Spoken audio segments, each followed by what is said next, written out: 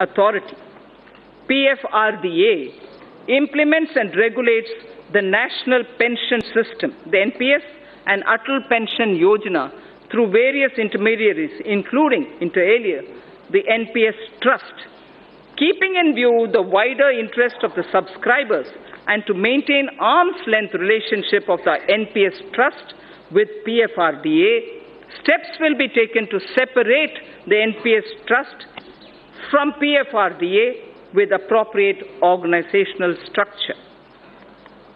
To facilitate onshoring of international insurance transactions and to enable opening of branches by foreign reinsurers in the International Financial Service Center, it is proposed to reduce net owned fund requirement from 5,000 crores to 1,000 crores, 1,000 crores.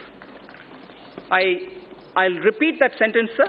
To facilitate onshoring of international insurance transactions and to enable opening of branches by foreign reinsurers in the International Financial Services Center, it is proposed to reduce net owned fund requirement from 5,000 crores to 1,000 crores.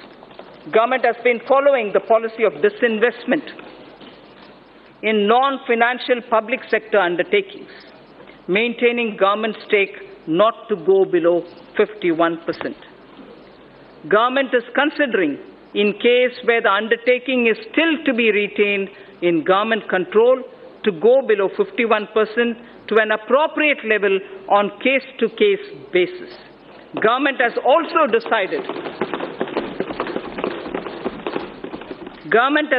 decided to modify present policy of retaining 51% government stake to retaining 51% stake inclusive of the stake of government-controlled institutions. Sir Speaker, in order to improve the capital flows into the Indian economy, it is important to align domestic corporate systems and practices with global ones. It is also appreciated that global finance movement in equity uses certain parameters to evaluate the stocks in which they choose to invest. The government intends to further encourage retail participation in CPSEs, which of late has shown very encouraging upward trend. In order to provide additional investment space, the government would realign its holding in CPSEs, including banks, to permit greater availability of its shares and to improve depth of its market. Strategic disinvestment of select CPSEs would continue to remain a priority of this government. In view of current macroeconomic parameters, government would not only reinitiate the process of strategic disinvestment of Air India, but would offer more CPSEs for strategic participation by the private sector. I repeat this sentence. Strategic disinvestment of select CPSEs would continue to remain a priority for this government. In view of current macroeconomic parameters, government would not only reinitiate the process of strategic disinvestment of Air India, but also would offer more CPSEs for strategic participation by the private sector. Government is setting an enhanced target of rupees 1,05,000 crore of disinvestment receipts for the financial year 2019-20. The government will undertake strategic sale of PSUs. The government will also continue to do consolidation of PSUs in the non-financial space as well. Sir, ETFs have proved to be an important investment opportunity for retail investors and has turned out to be a good instrument of Government of India's disinvestment program. To expand this further, government will offer an investment option in ETFs on the line of equity-linked savings scheme, which is ELSS. This would encourage long-term investments in CPSEs.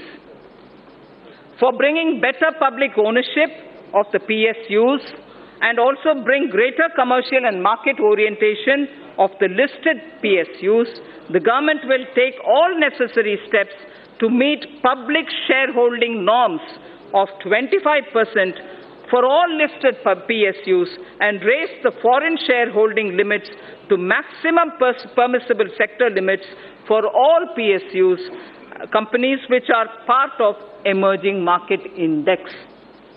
Sir, the Indian sovereign debt, external debt, India's sovereign external debt to GDP is among the lowest globally at less than 5%. Honorable Speaker, sir, this is a very important indicator for India. I am repeating the line. India's sovereign external debt to GDP is among the lowest globally at less than 5%. The government will start raising a part of its gross borrowing program in external markets in external currencies.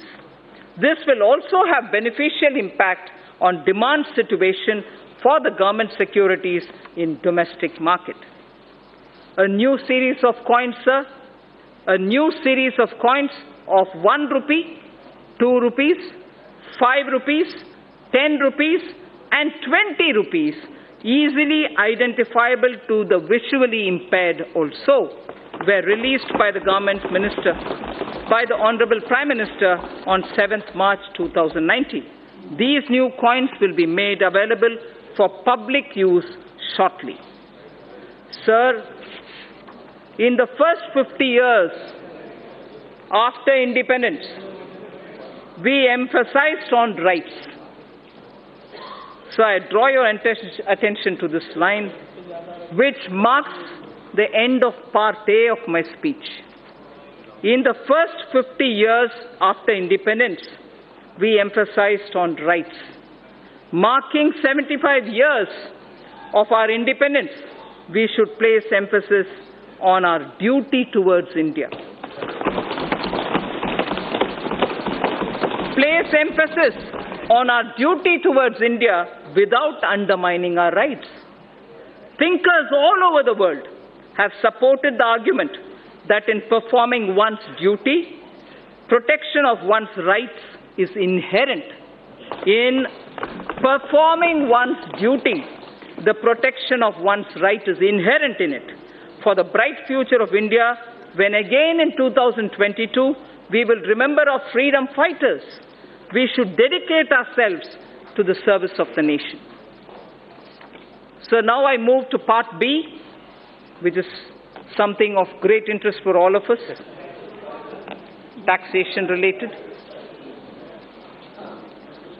Honorable Speaker, sir, I see a lot of members sitting up. Mr. Speaker, sir, I begin by thanking our taxpayers who, as responsible